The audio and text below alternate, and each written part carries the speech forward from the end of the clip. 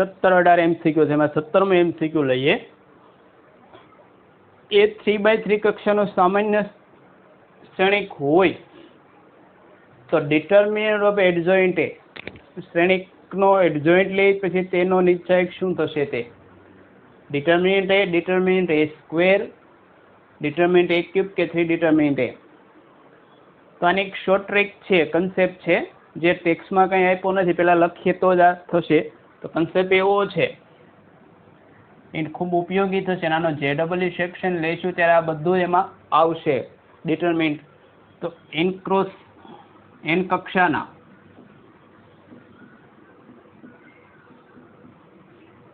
શ્રેણિક એ માટે આ સૂત્ર છે, ખાસ યાદ રાખજો. ડિટર્મિનન્ટ ઓફ એડજોઇન્ટ ઓફ એ, તો ડિટર્મિનન્ટ એની n-1 ઘાત થાય. 3x3 હોય તો સ્ક્વેર આવે, અહીંથી સિમ્પલ થશે. તો અહીં n બરાબર કેટલા છે, કેટલી કક્ષાનો છે, n ક્રોસ n થાય કેટલો હતો 3x3 માટે એડજોઇન્ટ ઓફ એ કેટલા થશે, ડિટર્મિનન્ટ એનો સ્ક્વેર. 2x2 માટે એક્સ્ટ્રા, જો એ 2x2 નો હોય તો બંને વસ્તુ સરખી થાય. એડજોઇન્ટ ઓફ એનો ડિટર્મિનન્ટ બરાબર 2 - 1 ઘાત 1. 4x4 હોય તો 3, 5x5 હોય તો, એટલે આમાં કયો જવાબ થશે બી. આ વસ્તુ એવી છે કે ટેક્સ્ટમાં કંઈ આપી નથી, શોર્ટ ટ્રિક ખબર હોય તો જ ઇઝીલી થઈ શકે. એવું તો ઘણું બધું આવી બુકમાં આવશે કે જે કોઈ જગ્યાએ આપેલું ન હોય પણ પૂછેલું હોય, કેમ કે આ NCERT છે.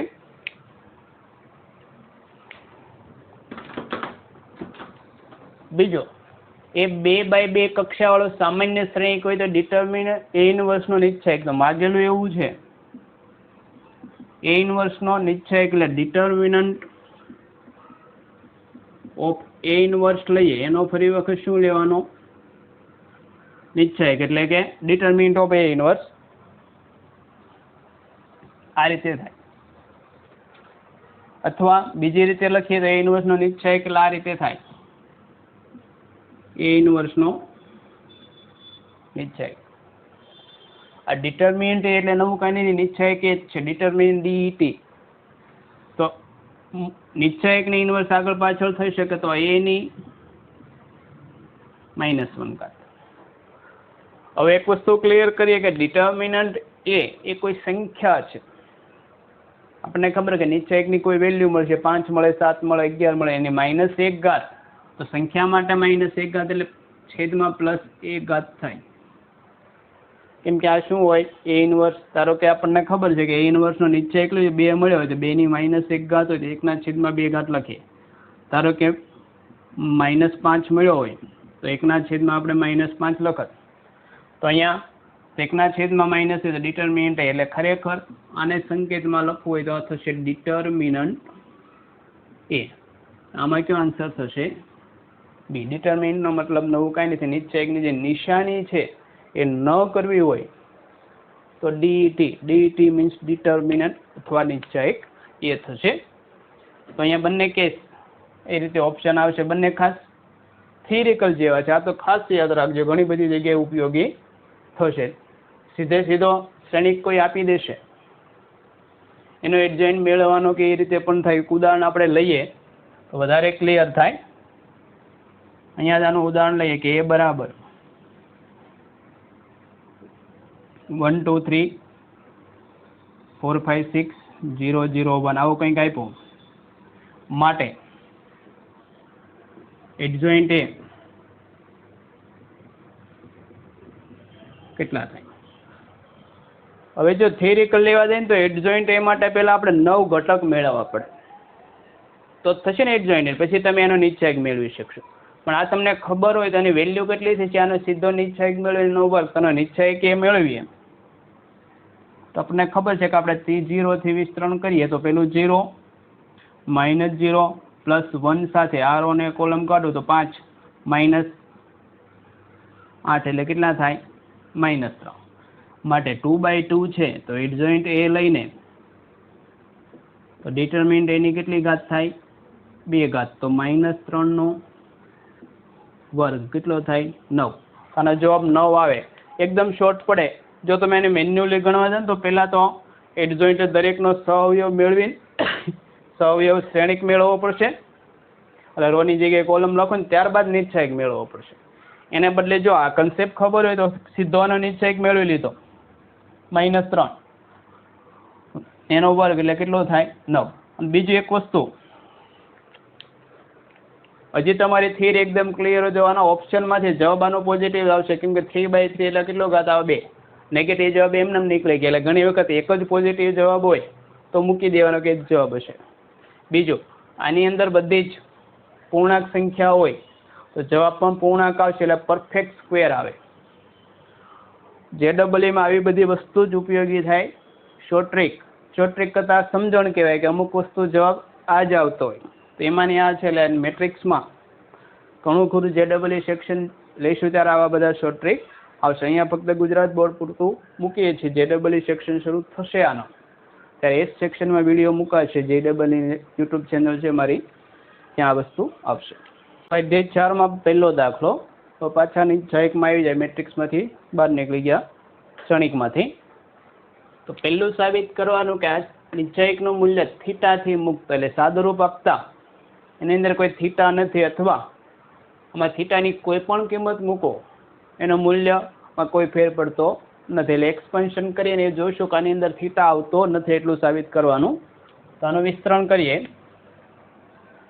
તો D બરાબર આનું વિસ્તરણ કરો તો x સાથે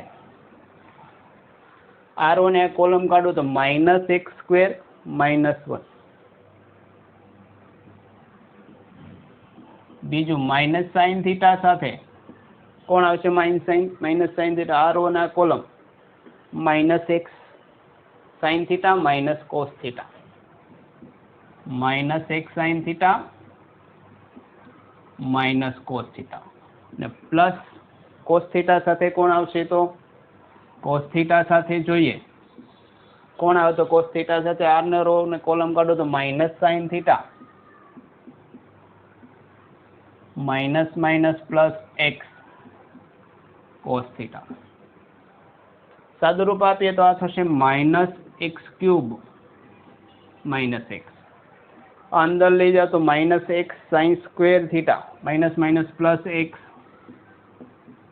sin square theta, --sin theta into cos theta, એટલે +sin થીટા cos થીટા. આ પણ અંદર લઈ જાઓ તો cos થીટા -sin થીટા, એટલે -sin થીટા cos થીટા. આ --x cos theta into cos એટલે cos સ્ક્વેર થીટા. આ બે પદ ઉડી ગયા તો -x³ આજે આ પદ છે x sin સ્ક્વેર થીટા ને x cos સ્ક્વેર થીટામાંથી x કોમન આવશે તો +x, અહીંયા વધે sin સ્ક્વેર થીટા, અહીંયા વધે cos સ્ક્વેર થીટા. આપણને ખબર કે sin square plus cos square કેટલા થશે? આ થશે 1. તો આ પદ એવું થાય -x³ -x plus x into 1 +x -x ઉડી ગયા -x³. માટે નિશ્ચાયકનું મૂલ્ય D બરાબર કયું મળ્યું? -x³, જે થીટાથી મુક્ત છે અથવા થીટા આધારિત નથી એવું થાય. પ્રશ્નનો જે પ્રકાર છે પૂછાવવા માટે ફેવરિટ, આમાં ઘણી જગ્યાએ x ની જગ્યાએ થીટા ને થીટાની જગ્યાએ x હોય તો x થી મુક્ત થાય, એટલે સાદુરૂપ આપીને જોવો પડે. બીજું, વિસ્તરણ કર્યા વગર સાબિત કરવાનું કે લેફ્ટ હેન્ડ સાઈડ બરાબર રાઈટ હેન્ડ, એટલે એક્સપાન્શન કરીને આનું લેફ્ટ હેન્ડ સાઈડનું સાદુરૂપ જે આવે તે જ રાઈટ હેન્ડ સાઈડનું છે એવું કરવાનું નથી, કેમ કે ક્લિયરલી કીધેલું વિસ્તરણ કરવાનું નથી. મેથડ માગેલી છે ફરજિયાત એ રીતે થાય. તો લેફ્ટ હેન્ડ સાઈડથી શરૂઆત કરીએ. ABC A² B² C²,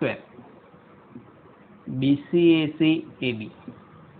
જો રાઈટ સાઈડ જોઈએ ને તો આપણે એક કોલમ એવો આવે છે, એનો મતલબ કે એક કોલમમાંથી કંઈક વસ્તુ કોમન આવતી જોઈએ, સરખી આવી જાય તો જ એક વધે.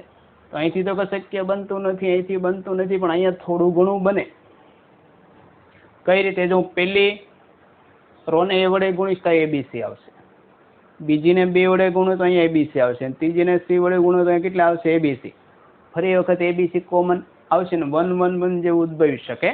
તો પેલું ઓપરેશન કરી R1 ને એ વડે ગુણીએ, R2 ને બી વડે ગુણીએ અને R3 ને સી વડે. તો શું ઓપરેશન કરવાનું? તો R1 ઉપર એવું છે કે એ R1, R2 ને કોના વડે ગુણવાના? બી વડે, R3 ને જેના વડે ગુણ્યા તેના વડે ભાગવા પડે તો 1/છેદમાં ABC. પેલી રો ના કેટલા વડે ગુણ્યા? એ, તો એની જગ્યાએ a સ્ક્વેર, a સ્ક્વેર ની જગ્યાએ a ઘન, આ તો છે ABC. અને બી વડે ગુણ્યા તો b સ્ક્વેર, b ઘન, BAC એટલે કે ABC ગુણાકાર છે. c square, c cube, ABC. એક દાખલામાં આપણે આ વસ્તુ કરેલી છે સાદા રૂપમાં, 4.2 માં આવેલું છે. હવે તો ક્લિયરલી ત્રીજા કોલમમાંથી એબીસી કોમન આવશે, તો C3 માં આપણે ઓપરેશન એવું કરીએ કે એબીસી કોમન લઈએ. તો 1/ABC હતા, C3 માંથી એબીસી કોમન લીધા, તો a square, b square, c square, a ઘન, b ઘન, c ઘન, આ વધે 1 1 1. એબીસી પડી ગયા. જો અહીં જેવું થોડું ઘણું આવ્યું આગળ પાછળ કરીએ. તો પહેલા મારે 1 1 લઈએ, તો આ બંને ઇન્ટરચેન્જ કરું. તો શું કરું છું? C1 અને C3 ઇન્ટરચેન્જ કરીએ. એક વખત રો કે કોલમ ઇન્ટરચેન્જ કરીએ તો નિશાની ફરે તો આગળ -1. C1 ની જગ્યાએ C3, C3 ની જગ્યાએ C1, a square, b square, c square. તો C2 ને તો કોઈ ફેર પડતો નહીં, એનો એ જ a ક્યુબ. હજી શું કરવું પડશે? એક આવી ગયા, b સ્ક્વેર, c સ્ક્વેર. ફરી વખત ઇન્ટરચેન્જ કરવું. તો ફરી વખત એક સ્ટેપ છે અહીંયા લખી નાખું છું. તો અહીંયા આપણે શું કરીશું? અને ફરી વખત કોને ઇન્ટરચેન્જ કરીશું? C2 અને C3. તો C2 અને C3 ઇન્ટરચેન્જ કર્યા. એક વખત માઇનસ હતા, બીજી વખત માઇનસ આવશે, થશે પ્લસ. C1 તો એજ ઇટ ઇઝ, કોઈ ફેરફાર નહીં. C1, C2 ને C3, એટલે C3 ની જગ્યાએ C2 લખું તો શું થાય? a સ્ક્વેર, C3 સામેની બાજુ c સ્ક્વેર ને a cube, b cube, c cube. આ જ વસ્તુ આપણે સાબિત કરવાની હતી. એટલે વિસ્તરણ કરવાનું નથી. આમાં વિસ્તરણ કરાયા છે સહેલો પડશે. વિસ્તરણ કરશે થોડોક દાખલો ટફ પણ પડે અને કરો તો એ વેલિડ પણ નથી સૌથી વધારે. જો દાખલો cos alpha cos beta cos alpha sin beta minus sin alpha minus sin beta cos beta 0 sin alpha cos beta sin alpha sin beta cos આલ્ફાનું મૂલ્ય મેળવો. સીધો સાદો દાખલો છે, એક્સપાન્શન કરવાનું છે. તો આપણને ખબર છે એક્સપાન્શનમાં સૌથી સરળ તમે બીજી રો અથવા બીજો કોલમ લો તો સરળ પડે. એક 0 છે, બેનિફિટ થાય. તો બીજી રો થી કરું છું તો પ્લસ માઇનસ, તો આગળ માઇનસ આવશે. માઇનસ સાઇન બીટા તો હતું, તેની સાથે કોણ આવે? બીજી રો, એટલે આ રો આ વસ્તુ ના નીકળી જાય તો cos alpha into cos alpha, એટલે cos square alpha into sine beta, minus minus minus plus થશે, sine square alpha sine into sine sine beta, plus minus આ પ્લસ કોસ બીટા સાથે આ રો ને આ કોલમ કાઢો તો કોસ આલ્ફા સાથે આ પદ આવશે, એટલે cos square alpha cos beta, cos square alpha cos beta, minus આ રો ને આ કોલમ કાઢે તો minus minus plus sine into sine sine square alpha cos beta. તો માઇનસ માઇનસ પ્લસ હતું તો પ્લસ સાઇન બીટા અંદર લઈ જાય તો જો સાઇન બીટા ઇન્ટુ સાઇન એટલે sign square beta cos square alpha. Plus sine square alpha sign beta into sign એટલે સાઇન સ્ક્વેર બીટા. એક મિનિટ હજી સાદું રૂપમાં એક સ્ટેપ લઈએ, અંદર સિમ્પ્લિફિકેશન થશે. તો minus minus plus sign beta રાખીએ, અંદર જો સાઇન બીટા કોમન લઈએ તો cos square plus sine square આવશે. તો સાઇન બીટા કોમન લીધા, આવ્યા cos square alpha plus sine square alpha plus cos beta common લીધા, કોસ બીટા અંદર કોમન કોણ આવશે? તો અંદર કોસ બીટા જ આવશે. કોસ બીટા કોમન લઈએ, અહીંયા વધે cos square alpha plus sine square alpha. તો આપણને ખબર કે cos square plus sine square common alpha માટે 1 થશે, તો સાઇન ઇન્ટુ સાઇન ખરેખર વધે સાઇન સ્ક્વેર બીટા, અને cos square plus sine square તો 1 થાય. અહીંયા પણ cos beta into cos beta એટલે cos square beta sine square plus cos square 1 again sine square plus cos square, તો sine square plus cos square કેટલા થાય? આનું મૂલ્ય 5. જો આ દાખલો એમસીક્યુમાં પૂછાય તો એમસીક્યુમાં ઈચ્છા એક સૌથી સરળ પડે વેલ્યુ મેળવવાના. ધારીને થશે કે આલ્ફા બીટાની કોઈ પણ એક કિંમત ધારી દેવાય, કેમ કે વેલ્યુ તો અચળ હતી. આલ્ફા કે બીટા કોઈ એક સિમ્પલ વેલ્યુ ધારી નાખો, જવાબ 1 જ આવશે.